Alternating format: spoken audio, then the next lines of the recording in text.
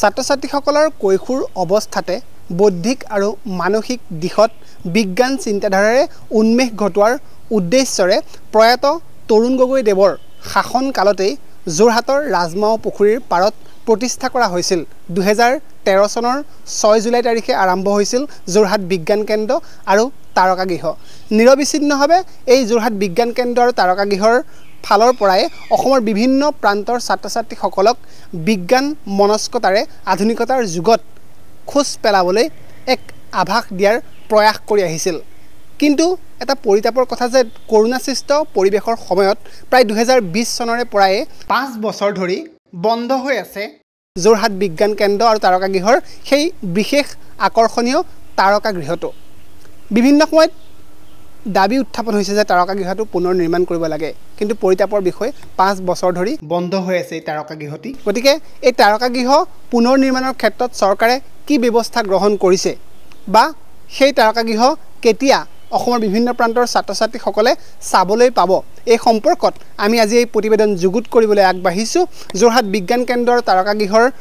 বিষয়া কৰ্মচাৰীৰ লগত আমি আজি কথা পাতিবলৈ চেষ্টা কৰিম তেখেতসকলে আমাক জনাব যে কেনেধৰণে আচলতে অসম চৰকাৰে সেই তাৰকাগৃহ পুনৰ নিৰ্মাণৰ ক্ষেত্ৰত ব্যৱস্থা গ্ৰহণ কৰিছে আহক পোনে পোনে আমি আজি এই তাৰকাগৃহৰ মাজভাগলৈ সোমাই যাওঁ ইতিমধ্যে যোৰহাট বিজ্ঞান কেন্দ্ৰ আৰু তাৰকাগৃহৰ প্ৰেক্ষাগৃহৰ ভিতৰত আমি এই মুহূৰ্তত উপস্থিত আছোঁ আৰু এই বিজ্ঞান কেন্দ্ৰৰ যি তাৰকাগৃহৰ পৰিতাপৰ কথা ইতিমধ্যে আপোনালোকক উল্লেখ কৰিছে যোৱা 5 বছৰ ধৰি বন্ধ হৈ আছে এই তাৰকাগৃহটি ইতিমধ্যে চৰকাৰেও বহু পদক্ষেপ গ্ৰহণ কৰিছে সেই সম্পৰ্কত আমি আজি কথা পাতিম কিন্তু তাৰ প্ৰাক মুহূৰ্তত মই সতীৰ্থৰ যোগেদি এটা পৰিৱেশ দেখুৱাই ল'ব বিচাৰিছোঁ যদি সম্ভৱ হয় তাৰকাগৃহৰ যি আচলতে সোমাই যোৱা প্ৰৱেশ দুৱাৰ সেই প্ৰৱেশ দুৱাৰৰ দৃশ্য এই মুহূৰ্তত সতীৰ্থই দেখাইছে ইয়াত সকলোখিনি ইতিমধ্যে সাজু কৰিছে আৰু কিছু কাম বাকি আছে সেইখিনি কাম সম্পূৰ্ণ হ'লে এই তাৰকাগৃহৰ আচলতে ছাত্ৰ ছাত্ৰীসকলৰ বাবে উপলব্ধ হ'ব আৰু মই কৈছিলোঁ যে ছাত্ৰ ছাত্ৰীৰ কৈশোৰ অৱস্থাতে বিজ্ঞান মনস্কতাৰে আগুৱাই নিয়াৰ এক উৎস হৈছে যোৰহাট বিজ্ঞান কেন্দ্ৰ আৰু তাৰকাগৃহ এয়া হৈছে যোৰহাট বিজ্ঞান কেন্দ্ৰৰ তাৰকাগৃহ বৰ্তমান অৱস্থা বৰ্তমান খুব সুন্দৰকৈ সজাই পৰাই তোলা হৈছে আৰু কিছুদিনৰ পাছতেই চৰকাৰৰ তৎপৰতাত এই তাৰকাগৃহ সম্পূৰ্ণ হৈ উঠিব কিন্তু আমি এই সম্পৰ্কত কথা পাতিবলৈ চেষ্টা কৰিম যেহেতুকে যোৰহাট বিজ্ঞান কেন্দ্ৰৰ তাৰকাগৃহৰ আচলতে একাডেমিক এছিষ্টেণ্ট পুৰবী ডেকা বাইদেউ আমাৰ লগত উপস্থিত আছে পুৰবী দেৱী বাইদেউ ক্ষমা কৰিব বাইদেউৰ লগত কথা পাতিবলৈ চেষ্টা কৰিম বাইদেউ কিমান দিনৰ পৰা বন্ধ হৈ আছে এই তাৰকাগৃহটি হয় আমাৰ যোৰহাট বিজ্ঞান কেন্দ্ৰৰ তাৰকাগৃহৰ যিটো প্লেনেটৰিয়াম বা তাৰকাগৃহ কোভিডৰ সময়ৰ পৰা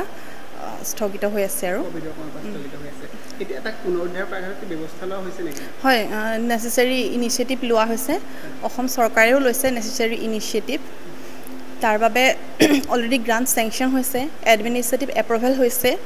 আৰু অতি সোনকালে তাৰকাগৃহটো যোৰহাটবাসীৰ বাবে লগতে অসমবাসীৰ বাবে উপলব্ধ হ'ব আৰু যিখিনি টেণ্ডাৰ প্ৰচেছ অলৰেডি চলি আছে এইখিনি national council for science museum বা NCSM তাৰে হেড অফিচ গুৱাহাটীত আছে নৰ্থ ইষ্ট জোনৰ যিটো হেড অফিচ NCSMৰ গুৱাহাটীত আছে তেওঁলোকে নেচেচাৰী ইনিচিয়েটিভ লৈছে টেণ্ডাৰ প্ৰচেছৰ আৰু খুব সোনকালে আৰম্ভ হ'ব প্লেনেটৰিয়াম এতিয়া কাম সম্পূৰ্ণ কৰি আছে নেকি যিখিনি চিভিল কনষ্ট্ৰাকশ্যন বা ৰিন'ভেশ্যন ৱৰ্ক আছিলে আপোনালোকে দেখিছে খিনি সকলোখিনি আপ টু ডেট হৈ আছে সিটখিনিও আমি ৰিপেয়াৰিং কৰিলোঁ প্লেনেটৰিয়ামৰ ভিতৰৰ সিটখিনি বাকি ইলেক্ট্ৰিফিকেশ্যন ৱৰ্ক হৈ আছে নতুন AC ফিটিং কৰা হৈ গৈছে চিভিল কনষ্ট্ৰাকশ্যন 100% কমপ্লিটেড বাট এতিয়া মানে আমাৰ প্ৰজেক্টটো আহিবৰ কাৰণে বাকি আছে আৰু এইটো খুব সোনকালে আহিব আৰু যোৰহাট বিজ্ঞান কেন্দ্ৰলৈ যিহেতুকে প্ৰত্যেক দিনে বিভিন্ন ছাত্ৰ ছাত্ৰী আহে অসমৰ বিভিন্ন প্ৰান্তৰ পৰা আহে তেখেতসকলে এতিয়া বৰ্তমান ইয়াত এই যিখিনি বৈজ্ঞানিক সা সঁজুলি আছে সেইখিনি চাই গৈছে তাৰকাগৃহটো চাবলৈ পোৱা নাই গতিকে তাৰকাগৃহ অতি সোনকালে চাবলৈ পাব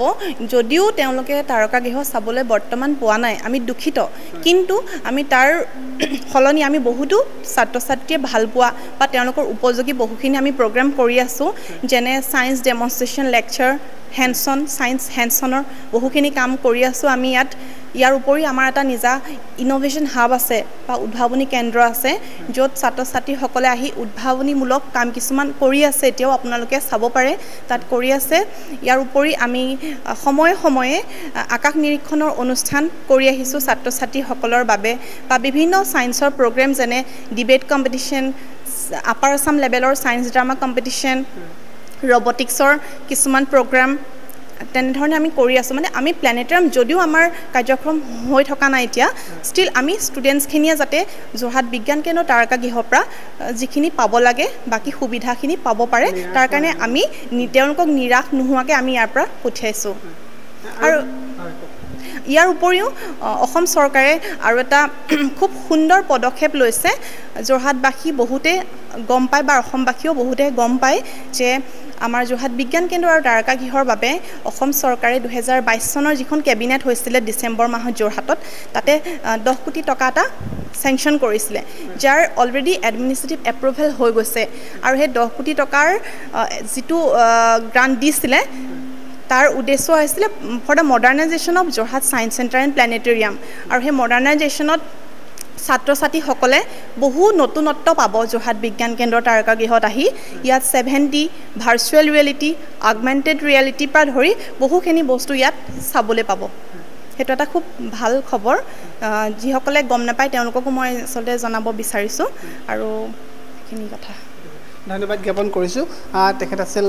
এই যোৰহাট বিজ্ঞান কেন্দ্ৰৰ তাৰকা গৃহৰ এগৰাকী শৈক্ষিক বিষয়া ইতিমধ্যে আপোনালোকে বহু কথা জানিবলৈ পালে তেখেতৰ পৰা যে অসম চৰকাৰে ইতিমধ্যে তাৰকা গৃহ পুনৰ নিৰ্মাণৰ ক্ষেত্ৰত ব্যৱস্থা গ্ৰহণ কৰিছে আৰু তাৰ উপৰিও এই যোৰহাট বিজ্ঞান কেন্দ্ৰলৈ যিসকল ছাত্ৰ ছাত্ৰী আহে অসমৰ বিভিন্ন প্ৰান্তৰ পৰা বিভিন্ন বিদ্যালয়ৰ পৰা শিক্ষাৰ্থীয়ে বিজ্ঞান মনস্কতাৰে নিজক উন্মেষ ঘটোৱাৰ বাবে এই বিজ্ঞান কেন্দ্ৰলৈ আহে তেখেতসকলৰ সহায় হোৱাকৈ এই বিজ্ঞান কেন্দ্ৰটি নতুনত্ব সজাই পৰাই তোলা হৈছে চৰকাৰে প্ৰায় 10 কোটি টকাৰ এক পুঁজি আবণ্টন কৰিছে ইতিমধ্যে আৰু সেই পুঁজিৰ জৰিয়তে ইয়াত আৰু কিছু নতুনত্বৰ নিৰ্মাণ কৰা হ'ব আৰু যে তাৰকা গৃহৰ কথা আজি উত্থাপন কৰিব বিচাৰিলোঁ এই মুহূৰ্তত এই তাৰকা গৃহৰ কথা ক'লোঁ যে তাৰকা গৃহ অতি সোনকালে ছাত্ৰ ছাত্ৰীসকলৰ বাবে এই যোৰহাট বিজ্ঞান কেন্দ্ৰত উপলব্ধ হ'ব ধন্যবাদ